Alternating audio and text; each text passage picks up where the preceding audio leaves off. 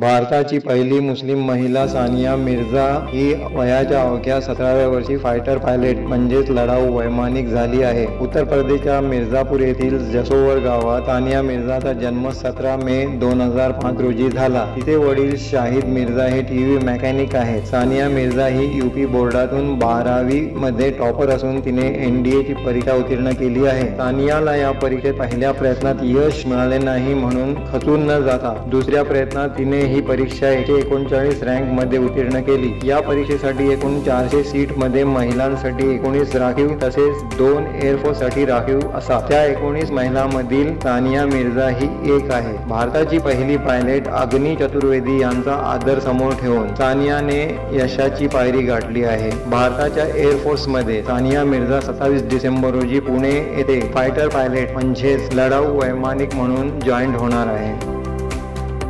Sir मैंने NDA 149 course के लिए उसको क्रैक किया है और मेरा फाइनल सिलेक्शन हुआ है. किसमें?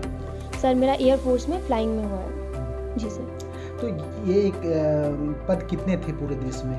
सर पहले लड़कों के लिए 400 टोटल वैकेंसीज होती थी. अभी 400 वैकेंसीज है लेकिन उसमें 19 लड़कियों की है, 381 लड़कों की है. जी. तो आपका किस पे हुआ? सर मेरा फ्लाइंग में हुआ है. 19 सीट्स में से 6 सीटें जो हैं वो एयरफोर्स में हैं. उसमें से 2 सीटें फ्लाइंग के लिए हैं. तो उसमें मेरा दूसरा पोजीशन है. मैं फ्लाइंग के लिए चयनित की गई हूँ. All over India? जी ऑल ओवर इंडिया. अपनी जर्नी के बारे में बताइए, कहाँ से पढ़ा, क्या किया? सर दरअसल क्या था, मैंने जब स्टार्ट किया तो मैंने अग्नि चतुर्वेदी को यूट्यूब पे देखा था. वो एक फाइटर पायलट है, MiG-21 की पायलट है वो. तो उनसे बहुत ज़्यादा इंस्पायर हुई कि यार पहले क्या था, मैंने ये चीज़ बहुत ज़्यादा सुनी है कि लड़कियाँ फाइटर स्ट्रीम में नहीं आती. लड़के थे पहले से, लड़कियाँ नहीं आती थी. तो मुझे लगा कि लड़कियों में कैपेबिलिटी बराबर है. अगर अपॉर्चुनिटी मिले तो अच्छे से अगर उनको गाइड किया जाए सही तरीके से तो वो भी कर सकती हैं. तो मुझे ये था कि हाँ, महिलाओं के लिए, गर्ल कम्युनिटी के लिए कुछ इंस्पायरिंग करना है और अग्नि चतुर्वेदी को देख के अगर मैं इंस्पायर हो सकती हूँ तो मुझे देख के काफ़ी लोग इंस्पायर होंगे. तो ऐसा सोचा था मैंने. लेकिन उस टाइम FCAT एंट्री हुआ करती थी तो मैंने सोचा था कि ग्रेजुएशन BTech करके जो है FCAT एंट्री से मैं फ्लाइंग के लिए अप्लाई करूँगी. लेकिन तभी मैं 12th पास की थी. BSc फर्स्ट ईयर में मैंने एडमिशन लिया था. और ये बात है सितंबर 2021 की, जब सुप्रीम कोर्ट ने गर्ल्स की वैकेंसीज अलाउ कर दी थी 19 सीट्स के साथ.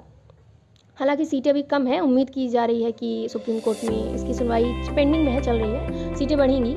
और तो 19 सीट्स जब मैंने देखा तो मैंने डिसाइड किया कि हाँ, मुझे इसमें से अपने लिए जगह बनानी है. और मैंने पर्टिकुलरली यही पूरे डिसीजन के साथ, पूरे डेडिकेशन के साथ यही सोचा था कि मुझे 2 सीट फ्लाइंग में ही अपनी जगह बनानी है. तो फिर मैंने NDA फर्स्ट जो था 148 कोर्स का 2021 में उसका एग्ज़ाम दिया.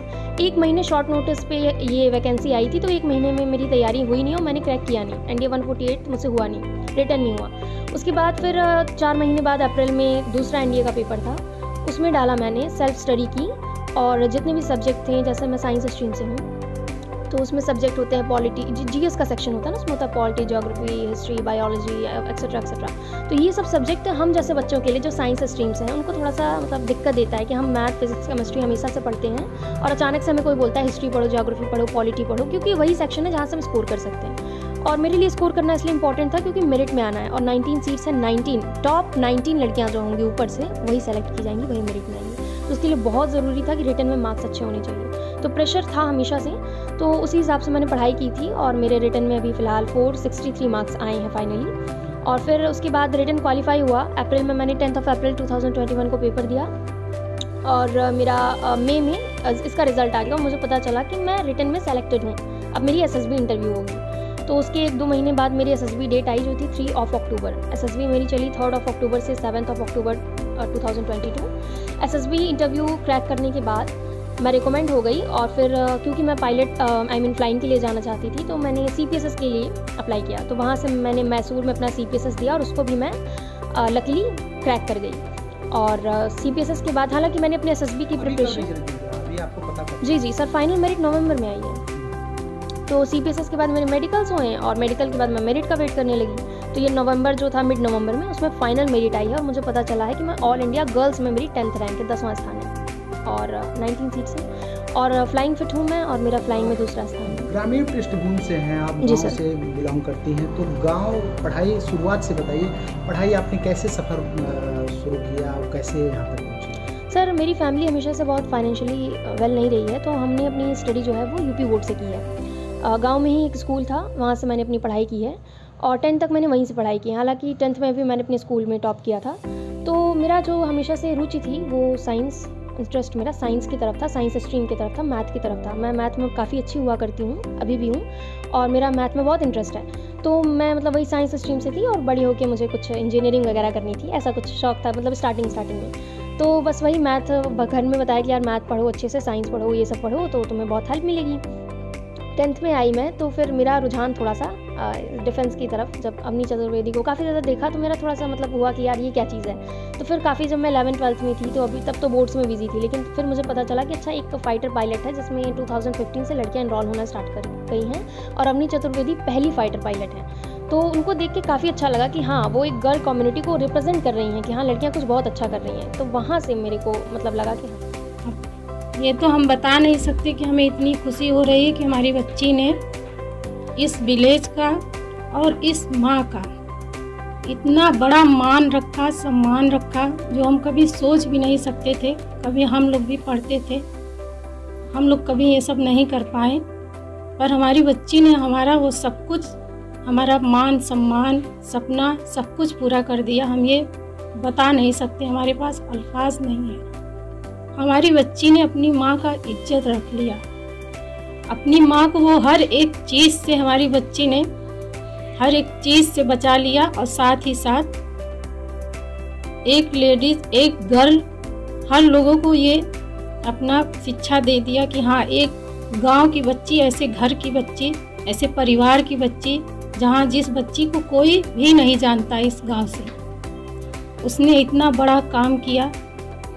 भगवान उसे हर बला से बचाए और इसी तरह अपना नाम रोशन करे, अपने मम्मी पापा का नाम रोशन करे। कितनी कठिनाइयाँ हुई पढ़ाने में, क्या क्या समस्याएं आई? कुछ ऐसी समस्याएं आई जो कुछ लोगों ने कुछ कहा, कितनी कठिनाइयाँ आई? अब कठिनाई को हम क्या कह सकते हैं, कठिनाई तो आती ही है, पर जब अच्छा कुछ हो जाता है तो कठिनाई इंसान भूल जाता है, पीछे छोड़ देता है। और हम भी बस इसी तरह पीछे सब छोड़ देंगे, क्योंकि हमारी बच्ची जब वो कर ले गई और आगे भी सब कुछ वो अपना करे, वो अच्छे से सब कुछ फाइटर अफसर बने, सब कुछ कर ले जाए, यही हमारे लिए बहुत गर्व की बात है और हमारी बच्ची के लिए। और जो कठिनाई हुई उसके बारे में हम क्या कहें। जिस हिसाब से एक टीवी मैकेनिक एक नॉर्मल ज़िंदगी जीता है, और उसमें बच्चों को जब उनकी प्रतनगंज में है मिर्ज़ापुर में, जब इन्होंने डिस्ट्रिक्ट टॉप किया, तब इन्होंने मुझसे ये कहा कि मैं जो हूँ एनडीए में जाना चाहती हूँ, वो भी एयरफोर्स में एज ए पायलट में। हमने कहा बेटा ये तुमको जाने की कहाँ से सूझी? तो उन्होंने कहा कि जब एक लड़की हो के अवनी चतुर्वेदी भारत की पहली फाइटर पायलट फ्लाइंग ऑफिसर बन सकती है, तो मैं क्यों नहीं बन सकती? तो मैंने कहा अच्छा तो ठीक है, अगर तुम ऐसा इस रास्ते चलोगी देश सेवा के लिए, तो हम भी पीछे नहीं हैं, हम आपका पूरा सहयोग देंगे। करते क्या है? हम एक टीवी मैकेनिक हैं, एलईडी टीवी मैकेनिक, मरम्मत का काम है हमारा। दिक्कत तो हुई होगी ना, चूँकि काफ़ी एक तरीके से लखनऊ में पढ़ाना, फिर चूँकि परिस्थिति भी बहुत अच्छी नहीं होगी घर की। हाँ, लेकिन ये है कि जीवन में कुछ करना है तो 12 घंटे लगे चाहे 16 घंटा लगे, मुझे काम तो करना होगा। और मेहनत किया, और बच्चों में if she can do hard work, अब नाज है। हाँ, तो नाज है मुझे।